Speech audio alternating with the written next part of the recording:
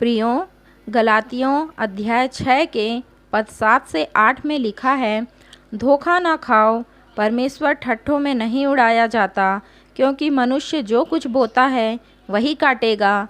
क्योंकि जो अपने शरीर के लिए बोता है वह शरीर के द्वारा विनाश की कटनी काटेगा, और जो आत्मा के लिए बोता है वह आत्मा के द्वारा अनंत जीवन की कटनी काटेगा। प्रियों, यह बाइबल का बहुत ही महत्वपूर्ण पद है।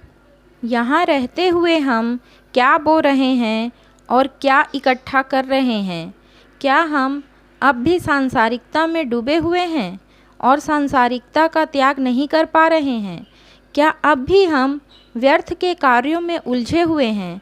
क्या अब भी हमारे पास परमेश्वर के लिए वक्त नहीं है? क्या अब भी हम धन बटोरने में लगे हैं? क्या अब भी हम लालच, ईर्ष्या और अभिमान में जकड़े हुए हैं? क्या अब भी हम अपनी लालसा पूरी करने में ही लगे हैं? और इसके अलावा भी बहुत से घृणित कार्य जिसके लिए परमेश्वर आज्ञा नहीं देते, हम आज भी उन्हीं में उलझे हुए हैं। तो हम बहुत गफलत में हैं। प्रियों, अब ऐसा समय नहीं रहा जब हम निश्चिंत रहते थे कि जब मौका मिलेगा हम प्रभु को अपना मुक्तिदाता स्वीकार कर लेंगे। प्रियों, हम अंत के समय में कदम रख चुके हैं। मैंने पहले भी प्रचार किया कि अवसर को बहुमूल्य जानो, क्योंकि दिन बुरे हैं। प्रियों, आप सभी जानते हैं, बीते दिनों क्या युवा, क्या बुजुर्ग सभी अचानक से हमारे बीच से हमेशा के लिए चले गए।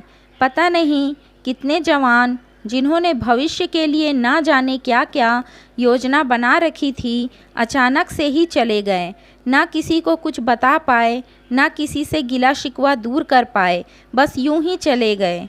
प्रियों, प्रभु ने जैसा मुझे बताया, मैं यहाँ यह स्पष्ट करना चाहती हूँ कि प्रभु केवल पापियों को ही अपने पास नहीं बुला रहे हैं, बल्कि वह अपने दासों को भी अपने पास बुला रहे हैं। क्योंकि यह महामारी तो अंत की शुरुआत मात्र है।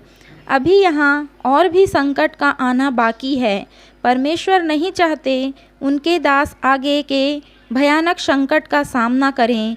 हमें हर घड़ी तैयार रहना है। जो हमारे बीच से अचानक चले गए, पता नहीं उन्हें अवसर प्राप्त हुआ या नहीं। हमारे पृथ्वी के काम और प्रभु का अनुसरण अर्थात उसकी सारी आज्ञाओं के द्वारा अपने जीवन को व्यतीत करना, इन्हीं के द्वारा ही हम उसके अनंत राज्य में प्रवेश कर सकते हैं। हम अपना कीमती समय किसमें व्यतीत करते हैं? अब भी समय है, जाग जाइए, क्योंकि जो अपने शरीर के लिए बोता है वह शरीर के द्वारा विनाश की कटनी काटेगा, और जो आत्मा के लिए बोता है वह आत्मा के द्वारा अनंत जीवन की कटनी काटेगा।